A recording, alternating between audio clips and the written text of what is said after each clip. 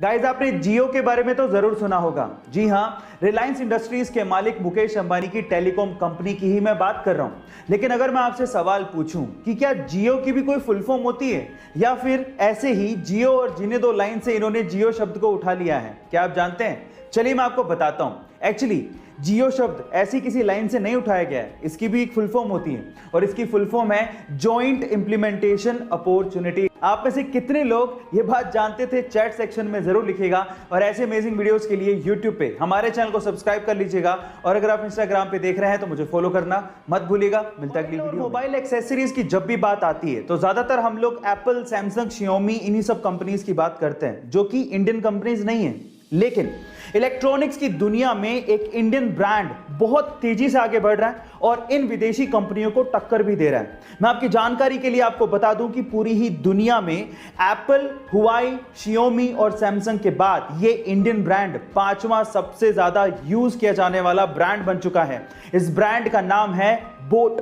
जी हां guys, boat एक Indian brand है जिसे समीर मेहता और अमन गुप्ता ने 2015 में मार्केट में उतारा था। गाइस, आपको ये अमेजिंग इंफॉर्मेशन कैसी लगी और क्या आपको भी अभी as an Indian proud feel हो रहा है? चैट सेक्शन में जरूर लिखिएगा और ऐसे अमेजिंग वीडियोस के लिए यूट्यूब पे हमारे चैनल को सब्सक्राइब कर लीजिएगा और अगर आप इंस्टाग्राम पे देख रहे हैं तो मुझे फॉलो करना मत भूलिएगा। मिलता है अगली वीडियो में। आज से 4 साल पहले जब मैंने जर्नी शुरू की थी ना वीडियो डालने की, मेरी एक भी वीडियो नहीं थी, सच बता रहा हूं। कई लोगों ने मेरे ही नाम से अरविंद अरोड़ा फैन क्लब, ए स्क्वायर ऐसे करके बहुत सारे चैनल बने हुए हैं, ठीक है। सो उनमें वो लोग क्या कर रहे हैं, छोटे छोटे, जैसे मैं कहीं गा रहा हूं, एक तो मेरा खुद ही मैं हंस पड़ा एक दिन, तो कहीं कुछ मजाकिया कुछ जो आपकी ये जो फनी क्लिप्स होती है ना मेरी, कभी कभार मैं हंसाते रहता हूँ आपको, तो वो क्लिप्स काट काट के डाल रखी हैं किसी ने गाने डाल रखे हैं। तो ऑलमोस्ट मैंने देखे 100 चैनल तो मैंने काउंट किए थे। 100 चैनल ऐसे हैं जो वीडियोस डाल रहे हैं मेरी,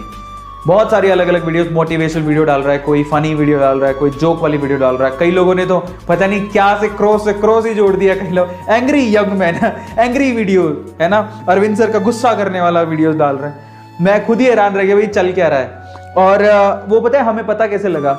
हमें क्या ऑप्शन आते हैं कि आप लोग अगर चाहो तो स्ट्राइक दे सकते हो अगर आपका कोई वीडियो कोई ले रहा है, क्योंकि वो वीडियो पे राइट्स होते हैं, तो अगर आपकी वीडियो है आपके पास तो आप उनको कॉपीराइट दे सकते हो। तो YouTube हमें वो ऑप्शन देता है क्रिएटर को। तो मैंने आज देखे भरा पड़ा था, तो मैंने कहा छोड़ो, किस को देखे, छोड़ो यार। देखो बच्चे खुश हो जाते हैं और क्या चाहिए, बच्चों की तसल्ली कॉपीराइट देने से क्या होएगा। मैंने सबको छोड़ दिया, मैंने कहा ऐश करो, बनाओ, खूब बनाओ। तो बहुत सारे बच्चे हैं जो कि लगे हुए हैं, बहुत अच्छी बात है। इंजॉय, मेरी तरफ से कॉपीराइट कुछ नहीं आएगा। हाँ, उनको मैं कॉपीराइट जरूर दूंगा जो कि गलत इलीगल वीडियो डालेंगे।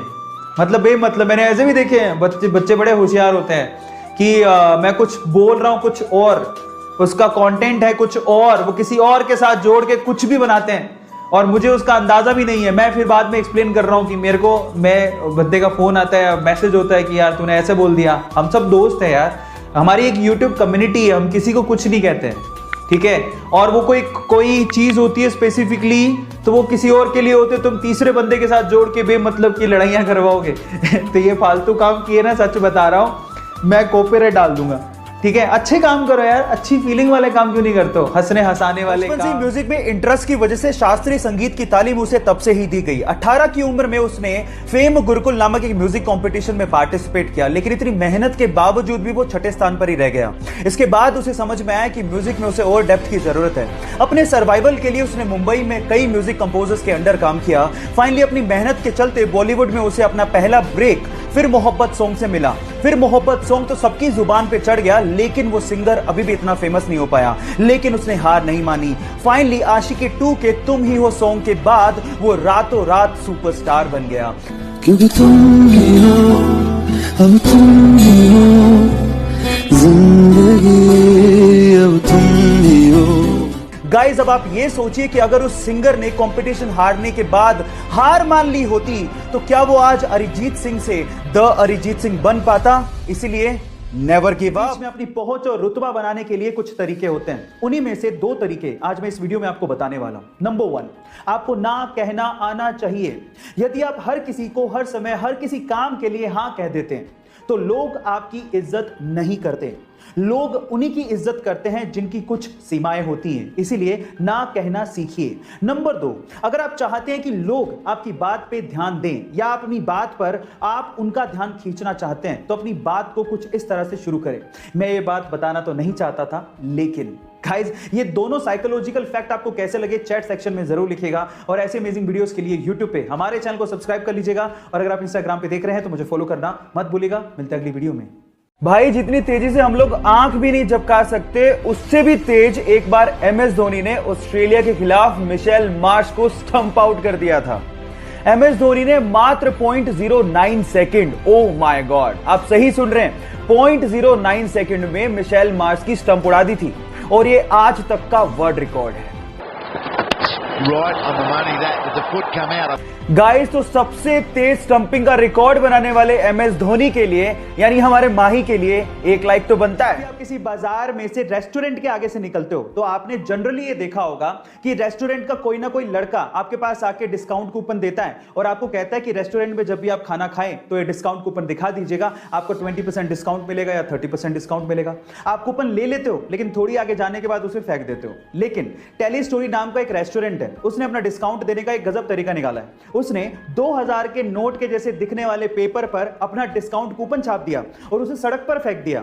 अब लोग क्या करते हैं, लोग 2000 के नोट जैसा पेपर देख के उसे उठा लेते हैं और जैसे उसे खोलते हैं तो उसमें लिखा होता है कांग्रेचुलेशंस, आपको 20% डिस्काउंट मिलेगा अगर आप होटल में जाके खाओगे तो गाइस कहां हम लोग डिस्काउंट कूपन फेंक देते हैं, लेकिन यहां पर इन दिस केस मार्केटिंग इतनी जबरदस्त है कि लोग जमीन से उठा के डिस्काउंट कूपन को पढ़ रहे हैं। गाइस आपको ये मार्केटिंग आइडिया कैसा लगा चैट सेक्शन में जरूर लिखिएगा, और ऐसे वीडियोस के लिए YouTube पे हमारे चैनल को सब्सक्राइब कर लीजिएगा, और अगर Instagram पे देख रहे हैं तो फॉलो करना। सोना, चांदी, लोहा, तांबा, इन सब धातुओं के बारे में सुना होगा, लेकिन अगर मैं आपसे सवाल पूछूं कि भविष्य की धातु यानी कि फ्यूचर मेटल किसे कहा जाता है, तो आप लोग क्या कहेंगे? जी हां गाइस, फ्यूचर मेटल। चलिए मैं आपको बताता हूं।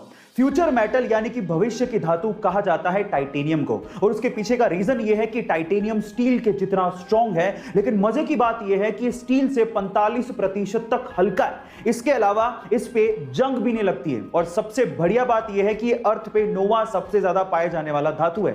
इसका मतलब इसकी अवेलेबिलिटी भी बहुत ज्यादा है, और इन्हीं सब प्रॉपर्टीज की वजह से आज टाइटेनियम को एरोस्पेस इंडस्ट्री में, स्पोर्ट्स इंडस्ट्री में, बिल्डिंग इंडस्ट्री में, और उसके अलावा surgical implants and equipment industry में भी यूज किया जा रहा है। गाइस आपको टाइटेनियम के बारे में ये इंफॉर्मेशन कैसी लगी चैट सेक्शन में जरूर लिखिएगा, और ऐसे अमेजिंग वीडियोस के लिए YouTube पे हमारे चैनल को सब्सक्राइब कर लीजिएगा, और अगर आप Instagram पे देख रहे हैं तो मुझे फॉलो करना मत भूलिएगा। एक एजुकेटर ऐसा है जिसने YouTube पे रिकॉर्ड बना दिया है भाई, जोधपुर के उत्कर्ष क्लासेस। मेरे सेशन में 20,000 का रिकॉर्ड था, 20,000 का एक सेशन में, 1 लाख बच्चे लाइव। ओ माय गॉड, मैं आपको दिखाता हूं कौन है वो, तो जरा देखते हैं। मैं आपको अब डिटेल में बताता हूं। जब हम सेशन लेते हैं तो मुश्किल से 1000 2000 इतने बच्चे होते हैं। एक मैक्सिमम रिकॉर्ड बनाया था मैंने 20,000 स्टूडेंट्स का, लेकिन वो पढ़ाने वाला सेशन नहीं था। लेकिन YouTube पे एक एजुकेशन चैनल ऐसा है जो कि उत्कर्ष क्लासेस जोधपुर, इनके जो टीचर है बेसिकली ये रोने लग गए थे लाइव सेशन में, मतलब भावुक हो गए थे, रोना नहीं कहना चाहिए, भावुक हो गए थे, क्योंकि 1 लाख बच्चे बैठे हुए थे यार लाइव सेशन में। 1 लाख, ओ माय गॉड।